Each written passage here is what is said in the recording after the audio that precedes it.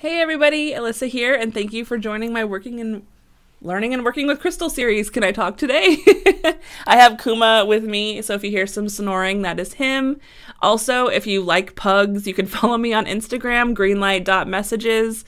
He is on there quite a bit because I kind of think he's super photogenic. Maybe I'm one of those crazy pug people, but I really love him and I just take lots of pictures of him. So if you like pugs, he will be on there.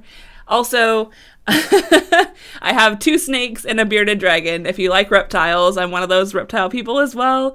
And they will also be on Instagram. There's lots of pictures on Instagram. So I've been a vet tech for like 10 years. So, you know, it's just animals make my world go round. That's really what it is. All right, so back to the grind of why we are here.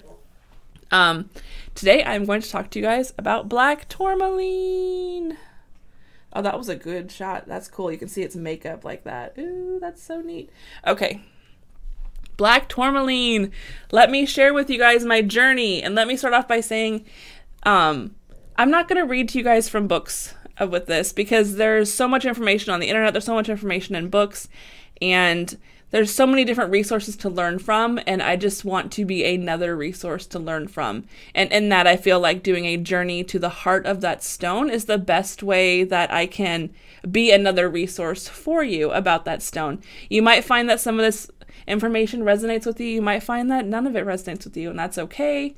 You know, as I'm doing the journey to each stone like this, I'm learning some new stuff too, and so I feel it's more beneficial for growth to connect with the energy of that stone and the heart of that type of stone than to just read from the book, because it's a partnership that we have with these crystals, you know. So, you know, learning and working with them and just learning more about who they are, what their energy represents, and kind of the heart of what they represent, I feel is probably the best way to connect with them. So in my in my ways of connecting, usually I go into a journey. Sometimes it's a meditation, but journeys are a lot of fun and kind of help speak to my inner shaman.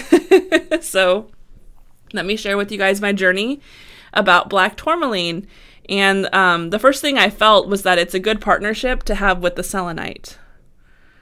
And just before I get too far into it, Black Tourmaline, you can put in water. Just don't leave it in water for long periods of time. It will not dissolve right away like the selenite will. Excuse me. But like with anything, if it's left in water, it will start to like decompose in some aspects. So Black Tourmaline is safe with water. I know I had said before that it wasn't. I have been humbled and I have learned something new. And you know, it's kind of how life goes. You know, one thing you thought was true might not always be true, and you kind of learn as you go, and you learn something new.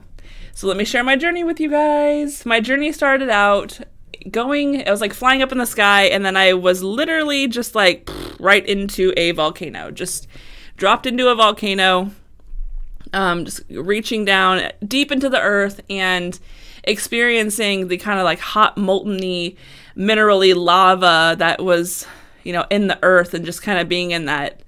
It was volatile, but it was not hostile, if that makes sense. Like there was a lot of things going on, but it wasn't like dangerous, you know. So it was really neat. A very strong connection to Pele, which is not surprising because she is kind of the goddess of volcanoes, right? Let me just share you guys with from my book here what the words were that I got. So the words were reminder to stay grounded in your power and remembering the layers within you and the fire that is in your core.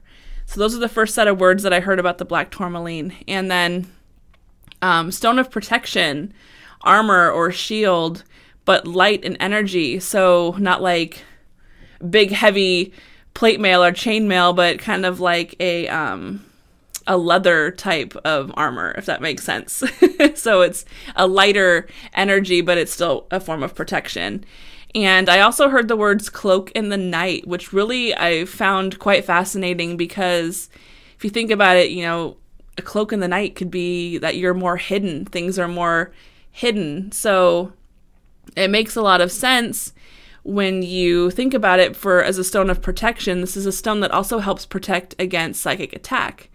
So if you keep this on you, or you have it around your house, things like that, it kind of helps shield your energy from, kind of angry or jealousy or anything like that. It kind of helps cloak you from those energies, I guess. So if you are a person who is sensitive or psychic or a medium, or you work and dabble in the spirit world, or you work with energy quite a bit, this is a really great stone to help keep you grounded and help keep you protected. And it's not too heavy and down weighing. It doesn't weigh you down. So I also heard that it helps you feel comfortable in your own skin. With it, you have this fiery core of who you are, and then you have your skin, you're kind of your shell that protects you, but also helps you express your life in this physical form. And so this stone can help you feel grounded and comfortable with who you are and expressing who you are. I got that it likes being cleansed with air and smoke. So the sage that we had talked about before, running it over the sage smoke is a really good way to clear it.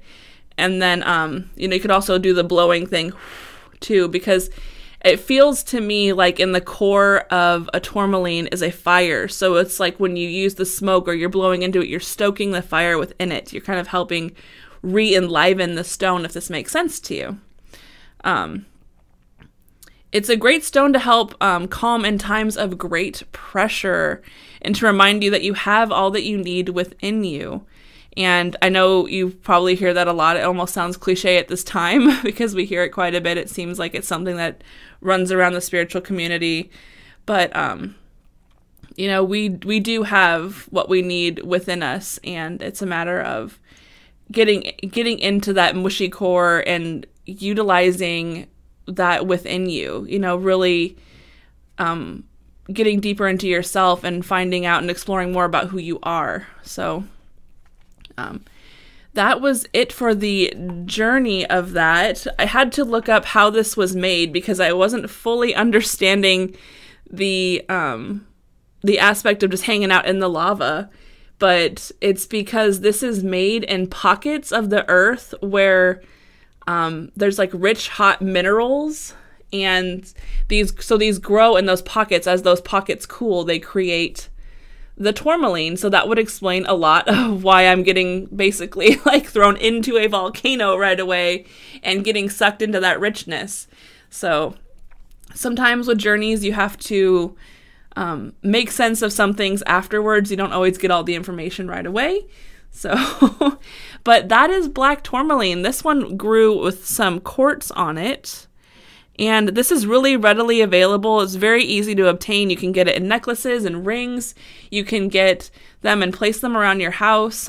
This is good for wearing or for placing around your house, or both, because it's kind of a shield for yourself from psychic attack, or just a shield from any kind of, energy that may be coming at you. Sometimes if you get into crowds and you feel a little overwhelmed, things like black tourmaline can really help you keep calm and kind of stay centered and protected, feeling safe in that environment that you may be in. So definitely good for grounding and shielding and keeping you protected.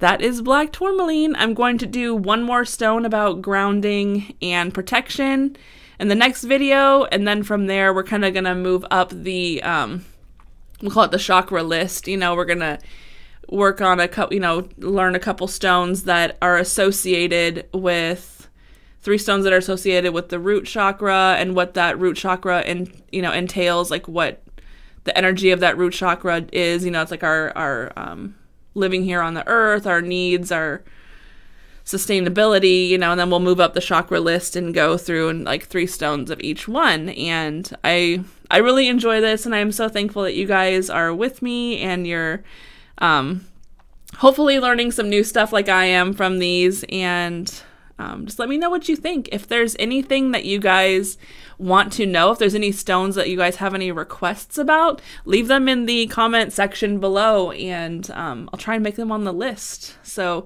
even if we get through the whole series and we haven't touched on it yet, I might be able to do some extra ones if time permits to give you guys some kind of special request stones. So light and love to you guys. Thank you so much for being here. Definitely don't forget to follow me on Facebook, Instagram, and Twitter. So on Instagram, I believe I said it before, but if I didn't, it's greenlight.messages. There's lots of pictures on there. I'm kind of go picture crazy sometimes. And Twitter, it's at angelmessages777. And on Facebook, it's Greenlight Messages. You can search it, greenlightmessages@gmail.com, and you'll be able to find my profile there. Light and love to you guys. Don't forget, I do have some of my meditation wraps in my Etsy shop. You can go to etsy.com/shop/Greenlight Messages, and you can see some of my meditation wraps there. They're made with lots of love, you guys, and I hand sew each bead onto it so that it stays strong and sturdy while you're wearing it. They are a labor of love, no doubt. But I think that's it for me for now. Light and love, you guys. Let me know what you guys think. I really appreciate you being here. Thank you, all my subscribers, and leave me a comment below and let me know what's going on. If you want to see a specific stone, or if you have any requests, let me know. Light and love, you guys. Bye.